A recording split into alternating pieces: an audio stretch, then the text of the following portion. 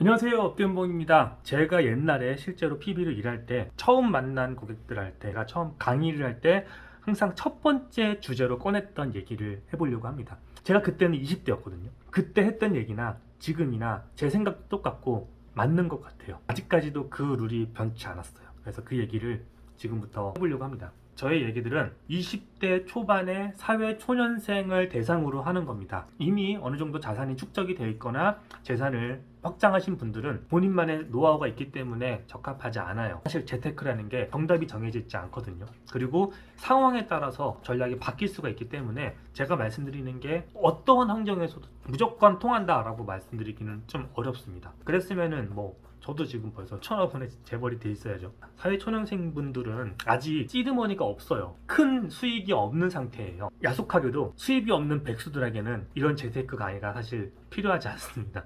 그분들에게는 일단 빨리 수입을 일으킬 수 있는 어떠한 방법이든지 좋습니다. 그거를 먼저 시작하는 게 최우선이에요. 저는 최소한 진짜 돈백이라도 내 통장에 돈이 들어오는 사람을 대상으로 하는 겁니다. 돈이 들어와요. 요즘에 최저임금으로 계산하면 한 200만 원 정도가 최저임금인 걸로 계산이 되는데 200만 원이라는 돈이 들어왔어. 그러면 여기서 각종 생활비가 나갈 거예요. 따로 이렇게 독립하신 분들은 월세가 나갈 수 있고, 학자금 대출을 받으신 분들은 이제 대출 상환을 해야 되는 경우들도 있고요. 그런 게 없이 부모님 집에 살고 학자금 대출이 없이 사회생활을 시작하신 분들은 정말 행운합니다. 그런 분들에게는 그래도 다른 사람들에 비해서 훨씬 유리한 조건을 선점할 수 있거든요. 처음에는 대부분 재테크 책을 보거나 이러면, 그리고 재무 상담을 받아보면 다들 이런 얘기를 해요. 자금을 단기, 중기, 장기로 나눠서 저축을 해라 라고 얘기하는데, 저는 이 얘기가 개소리라고 생각합니다. 사회초년생은 돈이 없어요. 물론 나이를 먹어도 돈이 없어요.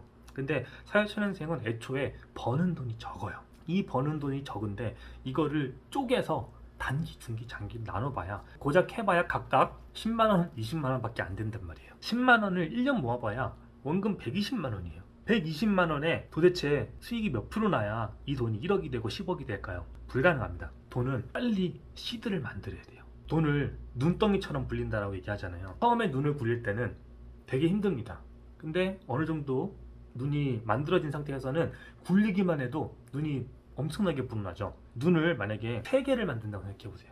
시간이 훨씬 오래 걸릴 거예요.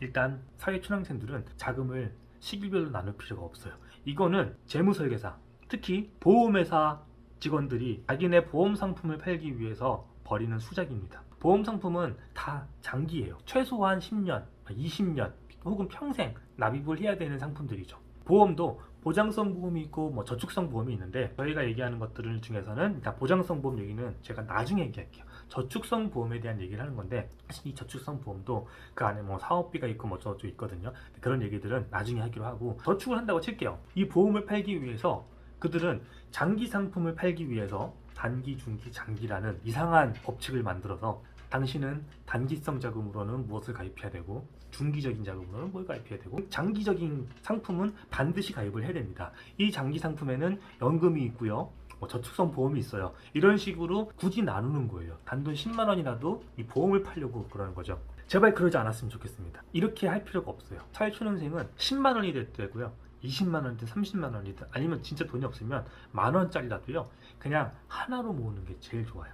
이 돈이 10만 원일 때 쓸 수 있는 값어치랑 100만 원, 1000만 원, 1억일 때 쓸 수 있는 값어치의 가치는 엄청나게 다릅니다. 여러분들이 만약에 부동산을 산다고 칠게요. 1000만 원 갖고서는 부동산을 살 수 있는 게 사실상 없습니다. 1억 갖고서, 사실 서울에서는 힘들지만 그래도 1억 갖고서는 어떻게 해서든 해볼 수 있는 방법은 있어요. 부동산의 질에 대한 얘기는 하지 않을게요. 어쨌든 간에 집을 살 수는 있어요. 이처럼 1000만 원과 1억은 내가 할 수 있고 없는 거에 대한 차이가 엄청나게 벌어진다는 말이죠. 그러면 우리는 빨리 1억이라는 숫자를 만드는 게 최우선 목표예요. 굳이 단기, 중기, 장기로 나눌 필요가 없다는 거예요.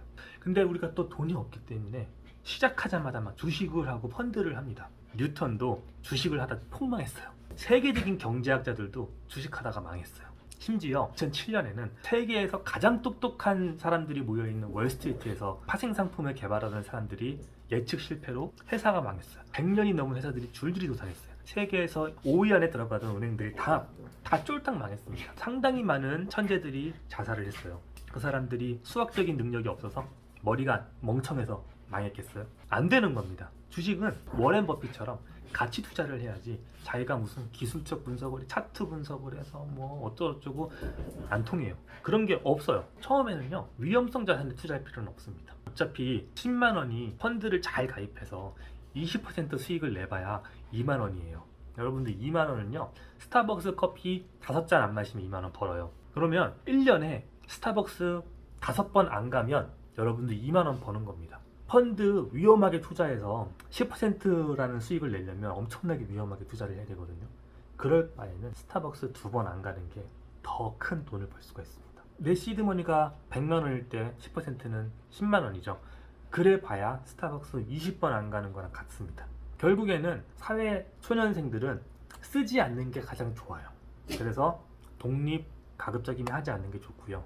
차 가급적이면 사지 않는 게 좋고요. 여러 가지 좀 고급 퀄리티의 음식점이나 옷이나 자파 사지 않는 게 사실 좋습니다. 근데 사회생활을 하다 보면 내 친구는 벌써 외제차를 타고 다니는데 난 아직도 지하철을 타고 다니고, 저 친구는 좋은 회사 취직해서 월급을 많이 받는데 난 아직 중소기업을 다녀서 월급이 적고, 저 친구는 집이 부자라서 강남에서 부모님이랑 살고 있는데 나는 상대적으로 돈이 없어서 경기권에서 출퇴근을 하고, 이렇게 점점 사회생활을 하다 보면 내 동료, 내 친구들과 비교를 하기 때문에 그 간격을 메꾸려고 하는 충동을 자꾸 느끼게 될 거예요. 하지만 그걸 참아야 됩니다. 몇 년만 참으면 나중에는 그걸 할 수가 있거든요. 근데 그 몇 년을 못 참고 외제차를 타고 강남에 월세를 얻고 이렇게 살잖아요. 그만큼 내가 나중에 쓸 수 있는 자금이 부족해지는 거예요. 자, 물론 평생을 안 쓰고 모는 건 비추입니다. 사람이 어느 정도 맛있는 것도 먹고 좋은 옷도 입고 좋은 차도 타고 좋은 곳도 여행을 다니고 좋은 호텔에서도 자보고 해야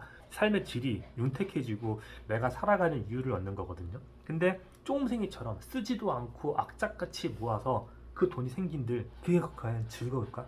저는 그렇지 않다고 봐요. 제 철학도 그거랑은 같지 않습니다. 저도 쓸 만큼 쓰면서 더 많은 돈을 벌 수 있는 스타일을 추구하는 타입이에요. 하지만 사회초년생일 때는 돈이 없잖아요. 시드머니가 없잖아요. 내 통장에 단돈 100만 원, 1000만 원이라도 있어야 그걸로 뭘 하든 하지. 기회가 주어졌을 때 내가 그 기회를 잡을 수 있으려면 결국엔 돈이에요. 왜냐하면 우리는 재테크 얘기를 하고 있기 때문에. 돈이 없으면 기회가 와도 그 기회를 놓칩니다. 그럼 어떻게 할 거냐고요. 그렇기 때문에 사회초년생들은 아무런 생각할 필요가 없어요. 그냥 돈을 현금 자산으로 모아도 돼요. 적금을 가입해도 되고 그냥 통장에 박아도 됩니다. 왜냐하면 그거나 이자 차이가 없기 때문에 내가 이자 0.1% 더 얻으려고 막 인터넷 은행에 가입하고 저축은행에서 가입하고 이럴 필요가 사실 없어요. 저는 그렇게까지 막 구차하게 재테크하는 거 가치 있다고 생각하지 않습니다. 결국에 돈을 벌어다 주는 건 그 0.1%를 찾기 위한 노력이 아니에요. 내가 돈을 어떻게 쓰고 어떻게 버는지를 체득하는 거, 그게 포인트지 0.1% 주는 은행을 찾으려고 인터넷 4시간 검색하고, 저는 그렇게 사는 건 추천하지 않습니다. 첫 번째 시간은 돈을 단기, 중기, 장기 쪼개지 마라. 돈을 그냥 하나로 뭉쳐라.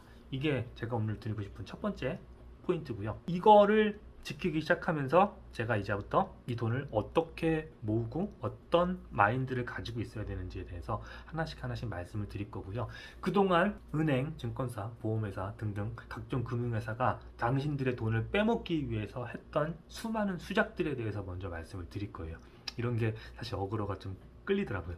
제 테크보다는 금융회사가 당신에게 알려주지 않는 진실, 이런 진실 게임을 한번 시작을 해서 여러분들이 좀 이 컨텐츠에 관심을 갖는 분들이 많아진다면 그때부터 테크에 대한 얘기를 할게요. 근데 그때까지 하나만 기억해 주세요. 그냥 하나만 모으세요. 이렇게 모으면 됩니다.